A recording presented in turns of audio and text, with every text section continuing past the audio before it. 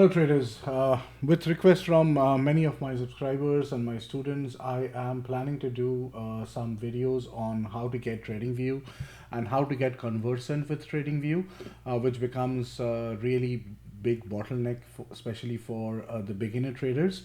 So I decided to create some videos which will help users to go around the TradingView window and find out things faster.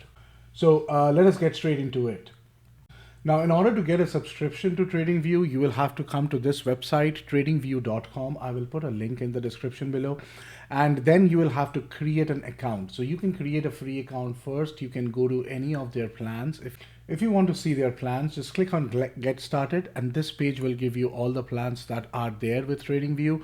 And all the plans give you a 30-day free trial as well. So you can try out from here, create your account, and then decide which one is the best to go. If you're buying in the middle of the year, look at the different times of the year where there are the sales available. The biggest sale that happens on TradingView is during Thanksgiving, where you pay for around 12 months and you get 14 months. And on top of that, you get 80 to 85% discount on any of these plans that you are choosing. If you want to get live data and you want to get back testing, you have to go with any one of these two plans. This will not allow you to get live. Along with this, if you are looking for live data to be available, you will have to pay around $7-8 a month based on which exchange you are requesting the data from. So it can be CME, it can be NYSE, it can be New York ARCA. So there are different options available. So based on the instrument that you are choosing, you'll have to find out which exchange is actually giving out that data. And in order to get the live data of that, you need to subscribe to that exchange's data feed. And that can be done within the TradingView website itself once you have created your basic account and you have logged in. In case you are having trouble in understanding which exchange you need to subscribe to, you can go to your profile image here, click on that, and then go to Help Center. Under the Help Center, you can look at your support tickets and you can create a new ticket by clicking on Contact Us. You can ask them, this is the instrument that you are trying to find out, and they will tell you which exchange's data you need to subscribe to. Once you have registered yourself as a user, you can download the TradingView app. So just go to google.com and type in TradingView desktop application and you will find the link to it right here. You download with Windows, you install the application, and then it will actually guide you through the whole process of logging in into the TradingView application. Once you have installed the application and you have logged in, you will see that the application opens up with Apple as the default option. This is the area where you enter the code or the ticker symbol for a different stock. Suppose if I want to go to Tesla from here, I will type in Tesla and then I will click on enter, and it will start displaying Tesla's chart here. Now, in case if I want to go to a Forex pair, if I want to go to the Australian dollar USD, I will type in AUD USD here and I'll see the Australian dollar US dollar chart pop up on the screen. Now let us go over the layout of the TradingView window. So here you have the different time frames, right? 1 minute, 2 minute, 3 minute, all the time frames are here. And if you want to create a custom time frame, again, I do not think that is possible in the first level of subscription, but you can do it in the subsequent levels of subscriptions. If you come here and you can add a custom interval, like for example, 465 minutes, this is not an interval that is available in TradingView by default. So you can add a custom interval here.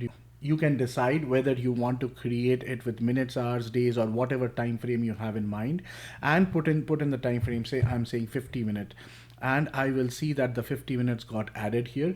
If you want this to be added as a favorite and be present on the top panel here, then you will just have to click on the star button and make it as a favorite. And you will see that the 50-minute has been added here as your one of your favorite time frames, right? Now this is the panel where you have the different drawing tools in TradingView. So let us go through them one by one. The first one gives you the option to select whether you want a crosshair or you want a dot or an arrow on the screen on the chart. When you are looking at it, this will help you to locate a specific price, to locate a specific price point, to put in orders and everything. The next comes in the form of lines. This is a trend line which you use to draw a line like this. This will be a trend line, and from here you can change the settings of the trend line as well. If you want to draw a ray will start from the point where you are clicking it for the first time, and then it will extend to the right and it will keep on going as long as you do not delete it, right? Along with the ray, you have the info line where you can put in this line, and then you can add some text to it, text to the line. Say I want to add high of yesterday to this line. This will get added as high of yesterday. I can change the location of this text to the left or to the right of the line. I can even change it to the top, middle, or the bottom of the line. If I do it in the middle, it will be right in the middle of the line. If I do it at the top, it will stay at the top of the line. Now this text can be added to any of the drawings in TradingView. You can just double click on this trend line. You will come to this pop-up, and here is where you type in whatever you want to type in with respect to this trend line. So if I just need to type in here that this is a trend line, I will just type in trend line and this will come up here. Again, you can change the position of this. You can put it to the left, you can put it to the center, you can put it to the right, and the position of the text will change accordingly. After that, we get the trend angle. So if you want to see at what angle this trend has moved up, say for example, I draw this line. This is a trend line here, and I see that there is a 61-degree angle in between this. So many a times we try to decipher the strength of a particular trend based on this angle that it is creating, and that is where this may become useful at some points of time. Next, we have the horizontal line. So if you just click on any part of the chart, it will create a horizontal line across the chart. If you put a text somewhere here, I am putting again, say low of yesterday, and this will keep showing up at the right corner of your screen in case you have right selected, and it will stay at this position. The text will stay at this position. Even if you move the chart or go anywhere else in the chart, the text will still be visible on the right side of the screen. This is how the horizontal line works. Then we have the horizontal ray. Again, like the horizontal ray, it will start from the point where you click first and it will extend to the right as a straight line here. You can even double click on this, come to this pop-up, and you can type in whatever information you want the line to present to you on the chart. Next, we have the vertical line. As the name suggests, it will just create a vertical line wherever you click on the chart. And the last one here is the cross line, which if you select and click on any section of the screen, it will actually draw a cross, considering that to be the center of that cross. Now, these are the different ways we can draw lines. The most useful ones are the trend lines, the rays, the trend angle, the horizontal lines, and the horizontal rays. These are the ones that people use most of the time. So if you want, you can come here, and the ones that you use most frequently, you can click on them here and they will be added as your favorites. We will see later how to bring these favorites onto the screen and keep it here. If you look here at the bottom, this is the list of my favorite tools that I have here currently. So whatever tool I mark as favorite, say I mark the vertical line as favorite, and this will appear as one of the favorite icons in my favorite drawing toolbar. Now, after the lines, we have something called parallel channel. This is what we use to draw the parallel channel here.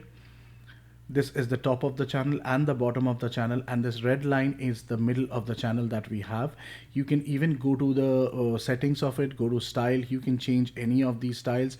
If you want the channel to be extended up as well as down, you will mark it as extend left and extend right. You can change the background. If I change the background of this to this, you will see that there is a color that has filled up this particular channel, right? I normally keep it as blank. So that is how my channels actually look. So as a price action trader, from this section of the drawing panel, these are the different ones that we use. We use the trend line, we use the ray, we use the trend angle, we use the horizontal line, we use the horizontal ray, and then we use the parallel channel. We do not need to look at any of the other ones based on the price action trading that we do. But in case you are associated with some other form of trading strategies, if you are using harmonics, you can try out different of the other options that are available here. Next, let us look at one of the most important parts, which is the fib. So the basic one will be the fib retracement. Wherever you click for the first time, it will consider it to be the one end of the fib, and then you can continue up to the other end where you want the fib to end in order to see what is happening inside that fib, and that will be the other end of the fib. So these are the two ends of the fibs, and this is the 50% line.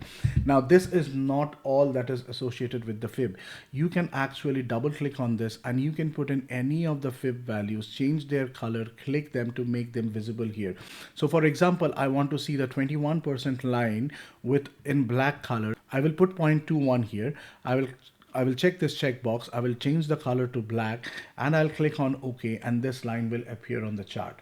Now, if you want this particular setting to be saved as a template, and this template can be saved for any drawing, whichever is available on this particular panel. And if you can go here, you will go to the template, you will do save as, and once you do save as, you can, I'll just name it as test. And this particular setting for the fib will be saved under the name test here. Now, whenever I'm drawing a fib after this point of time, say I draw a fib here, and under this fib, I actually had a different template available. I have drawn this fib for now, but I want to get back to the test template. I will double click on this. I will come back to templates and I will say I want the test template back, and I'll click on OK, and the test template will be back on my screen. Now, when you are drawing it for the next time, remember that the same template will be available, and if you want to change the template, you will again have to go to settings and select the template that you want to see. Next is the trend-based fib extension tool. So if you are drawing the the bottom of a trend and the top of a trend, if you put your crosshair here and click the first time, and then you go up to the top of the trend and click here again, you will see that you are getting a Fibonacci levels populated here. You just need to pull it down so that you put your 1 here and your 0 here, and you will get all your levels in between. Now, if these are not the levels that you are interested in, again double click on this drawing and you can change the levels here as per your need, and then save it as a template. And the next time you want that template to come up again, you draw the trend based fib, you come here in the template and select the name of the template that you want to be put on the chart. Now, just like we have channels, we do have Fibonacci channels also. So that will give you the fib levels of the channels that you have. So if I draw my channel like this, if I see that this is my actual channel, this is my 0 line and this is my 1 line, and then you will see the 1.5, the 2, the 0.5 here and the 1, all these channels have been populated. Again, if you do not want these particular lines to be present, if you want the values of the lines to be something different, you again double click on this. It will bring you back to this similar kind of setting screen, and you can put in your respective values here. Again, save it as a template and click on OK, and those changed values will be reflected in this trend-based fib channel. So from the Fibonacci perspective, these are only the two different tools that we use as price action traders. I do not normally use the trend-based fib extension. I do it with a fib retracement. I do it with a regular channel.